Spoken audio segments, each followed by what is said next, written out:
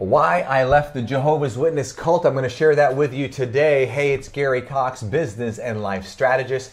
I would love to have you subscribe if you don't mind clicking below if you haven't. And I am a business and life strategist. If you're not familiar with my work, I do speaking engagements all over the world, and I help businesses grow their business very quickly through marketing strategies. And I was born and raised in this cult, and I'm often asked, what was the catalyst for me getting out? So I want to share with you some open-minded stuff. You got to be really open-minded. If you're a Jehovah's Witness and you're watching this, your mind's so closed anyway, but the fact that you're even watching this shows that you might have a little bit of an opening. But let me first of all tell you why people that are in a cult can't leave, and let me first also give you my definition of a cult. Now, there's so many definitions, but for me, it's an organization that you cannot honorably leave. You cannot honorably leave Jehovah's Witnesses. It's emotional blackmail to the incredible power. I mean, you don't believe the way we believe, we will kick you out and you will lose all your friends and family. So they are programmed. So when I left, they're programmed, your so-called friends and family are programmed to shun you or treat you as if you're dead for the rest of your life. Unless you decide to come back in and follow our rules, then we'll come back and love you again. So they believe it's love by doing this to you, but it's so conditional, it's ridiculous. And I mean, there is the deal of having some kind of conditional love. I get it. I mean, if somebody was your friend and they slapped you every single day, you probably would not be unconditionally a friend to them. But needless to say, so what of the things that cause Jehovah's Witnesses or cult people not to leave their cult? It's like that little block game. It's Chonga or Cha-Chong or something. I don't know the name of it. But it's where you put all these little stick blocks together, and then each person pulls a block out, little long block, and then the next person pulls it out, and the goal is to be able to pull it out and not have it collapse. Eventually, one person is going to pull the last one, or whichever one is going to cause everything just to collapse. That person is the loser. Well, same thing in a cult. And I'm going to share with you something that's just beyond common sense, but because if you're in the cult, you can't accept it as reality, because that would be the one little block that if you were to pull out and agree that you're wrong, boom, your whole world caves in. So that is why they are so blind. So if you tell them that, this piece of paper is yellow, and everybody agrees that it's yellow, but they tell you it's blue, that's the reason they have to believe it's blue, not yellow, because if they were to believe it's yellow, that means they're going to pull that little piece of wood out and everything is going to collapse on them, and now they have no substance, nothing, no foundation anymore. So it's really incredible because it's emotional blackmail, and the pain of leaving is phenomenal. I mean, when I left, I'll switch over to cameras here. We're going to jump over here and do a little some graphics maybe or drawing. But when I left, it put me in an emotional and mental tailspin where, oh my goodness, I was $350,000 in the hole, had to borrow a credit card just to keep going. I never realized it was as difficult as it was going to be. I've never realized then. If you are a Jehovah's Witness watching this and you're thinking about getting out, now they've relaxed the laws so much now. It's not as bad, I hear. But if you're thinking about getting out, all I can tell you is make sure you plan.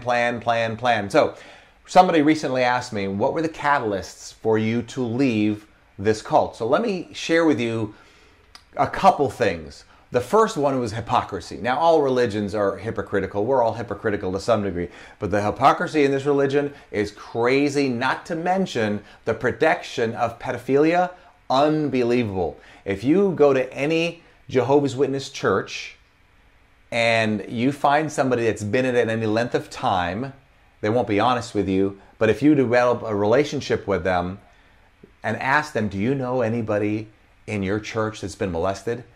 If they've been in there any length of time, they can tell you 1, 2, 3, 10 people. I mean, I can share with you people that I know of that were molested by elders and other people. It is rampant. And at least I give the Catholics a bit of, what do I want to say here before I don't want to get myself into too much trouble. The Catholics have gone through the same thing, but at least the Pope apologized. You're not gonna get that from the top people in the Jehovah's Witness cult. That's for sure. All right, so first thing, some time ago, they came out with the book of Revelations, all right? The book of Revelation. So in the book of Revelation, it's a red book, and it's supposed to tell you the interpretation of every single verse, blow by blow, in the book of Revelation. And so if you wanted to know what 666 meant, right, you could look it up in there, see the verse where it came up, and it'll tell you exactly what it meant. So their interpretation, they believe, is the right interpretation. But here's what's crazy now. What happens is, about 6 months later, after that book came out, they came out with another paper book about half the thickness of this book with the changes that they made. They got some of the interpretations wrong. So I'm thinking, well, wait a minute now. I'm supposed to believe this, but now you give me a book that's half the size of this one with all the changes that I'm supposed to change my thinking now. See, here's the thing. If you don't know what to believe, you go in their library and you look it up. I guess they have it online now. I don't know. You go to the library and you look it all up. And when you look it up, it'll tell you what to believe. It specifically tells you what to believe. Now, there are some exceptions where they tell you it is a conscience matter, so you can believe it if you want to, but it's your conscience that tells you. That's one of their loopholes they used to get out of stuff. Anyway, so that started saying to me, so what about all the other things I believe? You're going to change that on me too, and then what if I change those things that you tell me to change, and then 2 years later you're going to change it again? They're always doing that. It's called new light. The light got brighter. Anyway, all right. So let's go to the next thing. That really just said, okay, I'm not buying into this. The big thing is birthdays, right? They don't celebrate birthdays or holidays. And here's what's interesting. They don't even know why. They'll tell you why. Here's what they'll tell you. They'll tell you because the Bible says it must be separate from the world. But they don't really know what happened. All right, I'll assure you 99.999% of Jehovah's Witnesses really don't know why or how this came about that they don't celebrate birthdays. So if they really believe that, they should have started not celebrating birthdays and Christmas when they first started in the early 1800s or late 1800s. So they celebrated birthdays and worldly things then. But what it was is one of their presidents, Rutherford, he decided with just like a swoosh, we're just going to go ahead and take every holiday, Mother's Day, Father's Day, birthdays, anything that's part of the world, we can't do it. And all of a sudden it became law. Can't do it anymore. But now here's where this to me made no sense whatsoever. So this is the little block that we're going to pull that's going to collapse everything if you were a Jehovah's Witness. Because what I'm going to tell you, if you just have a little common sense and an open mind, what I'm going to tell you makes a lot of sense. And you're going to think like, they don't buy that. No, they don't. So here's what I mean by this. The reason in their mind, how they reason why they don't celebrate birthdays is in the Bible, there were two people who were celebrating birthdays and 2 deaths occurred at that time. So they associate, well, wow, birthdays must not be good. There's only 2 of them mentioned in the Bible and 2 people got killed, so it must be bad. Get killed in a car accident or know somebody that gets killed in a car accident should probably never drive a car because it's bad, whatever. Here's the next thing. The other reason they don't celebrate birthdays is they believe it's idol worship. In other words, you're idolizing, you're giving one person too much attention. Okay, so let's say that's the truth. Let's say, yep, that's what God says. God says not to celebrate birthdays because you're giving that person too much attention. Now, watch this. What does a birthday entail? If you go to a birthday party, what does it entail? All right, it entails what? Gifts, right? It entails typically maybe a birthday cake. It entails friends. So you're going to have a lot of friends. Oh, that's where the idol worship comes in. Friends are coming to worship you. Okay. So let's say, so that's birthdays. Now, because it's not a law or a holiday, let's look at a graduation party. Okay. A graduation party. Let's see. Do you give gifts at a graduation party? Yeah, we give gifts at a graduation party. Maybe have a cake or something like that? Yep, sure do. Oh, do you bring friends over to this graduation party? Oh my goodness, look at that. Oh wow, that looks like idol worship to me. So if birthdays have all this in its idol worship, wouldn't it be reasonable to assume that a graduation party is idol worship too? absolutely 100% based on their stupid reasoning.